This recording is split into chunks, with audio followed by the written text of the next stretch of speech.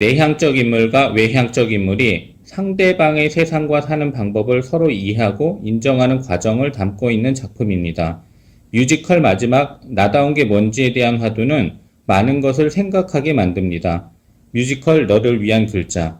공연 읽어주는 기자 천상욱입니다. 난 왜 저항하지 못했나? 상처받지 마라. 취향일 뿐이다. 심리학 책 2권의 저자이고 전자신문 계열사 전자신문 엔터테인먼트 문화예술 담당 기자입니다.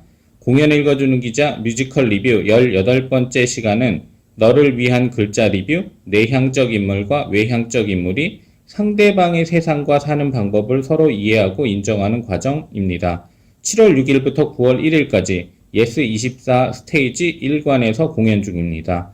19세기 초 이탈리아 발명가 페레그리노 투리의 실제 이야기를 모티브로 창작된 뮤지컬입니다.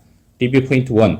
내면으로 향한 투리, 다른 사람과의 관계를 중요시하는 캐롤리나. 뮤지컬 너를 위한 글자는 마음을 차분하게 만들어 상상력을 자극하는 무대 장치가 관객을 먼저 맞이합니다. 무대 2층에서의 라이브 연주는 내면의 소리를 입체적인 뉘앙스로 전달하는 것 같습니다. 제목의 너, 위한 글자는 등장인물의 관계성으로 해석할 수 있습니다. 너를 위한 글자에는 3명이 등장합니다. 타고난 천재이지만 사람들과 어울리는 법을 모르는 괴짜 발명가 투리, 작가 지망생 캐롤리나, 유명 작가 도미니코입니다. 강필석, 정동화, 정욱진, 윤소호 배우가 투리 역, 이정화, 강혜인, 이범소리, 서혜원 배우가 캐롤리나 역, 애녹, 정상윤, 이용규, 백승열, 임별 배우가 도미니코 역입니다. 투리는 혼자 있는 것을 좋아하지만 캐롤리라는 이야기하는 것을 좋아합니다. 투리는 자기 세상이 침범받는 것을 극도로 싫어하지만 캐롤리라는 주변과 세상을 공유하기를 원합니다. 소리가 만들어내는 균열은 투리의 세계를 흔들기도 하지만 투리의 세계에 캐롤리나의 온기를 불어넣는다고 볼 수도 있습니다. 리뷰 포인트 2. 세상과 직접 소통하는 법을 배우지 못한 투리.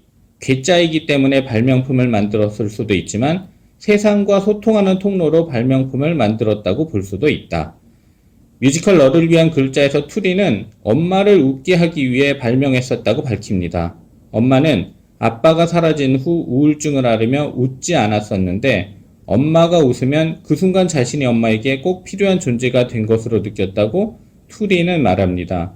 발명품이 있어야 자신에게 의미 있는 존재에게 자신 또한 의미 있는 존재가 된다고 투리는 생각한 것입니다.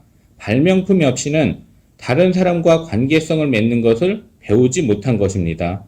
직접 소통하는 법을 몰랐던 투리는 그동안 얼마나 힘들었을까요?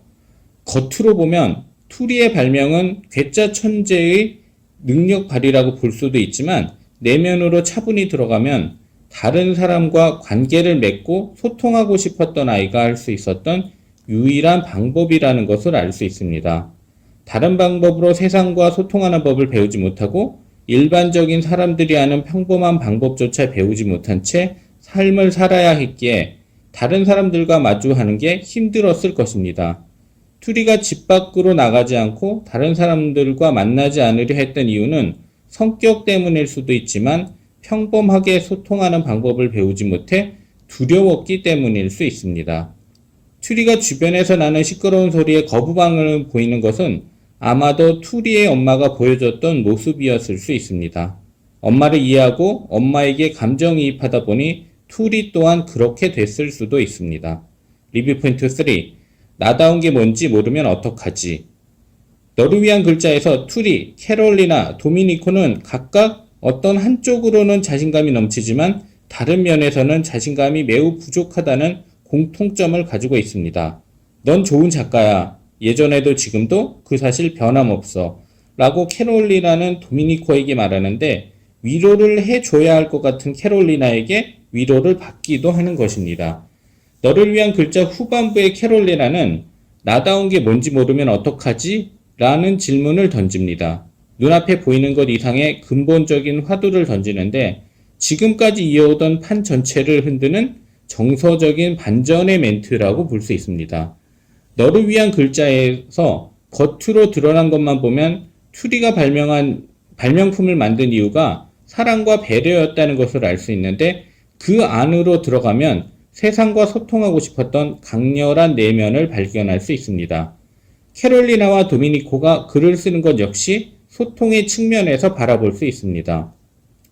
그래도 투리는 발명에 대한 천재적인 재능을 타고났기 때문에 자신의 발명품을 통해 세상과 소통할 수 있었지만 세상과 소통하는 방법을 배우지 못한 일반 사람들은 얼마나 힘들게 살아야만 하는지 살펴볼 필요가 있습니다. 투리 같은 재능이 없지만 투리만큼 세상과 소통하고 싶었던 사람이 우리 주변에 반드시 있을 것입니다.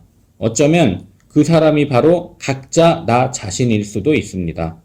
공연 읽어주는 기자는 전자신문 엔터테인먼트 기사 사이트와 네이버 포스트, 전자신문 엔터테인먼트 채널을 통해 글로 보실 수도 있습니다.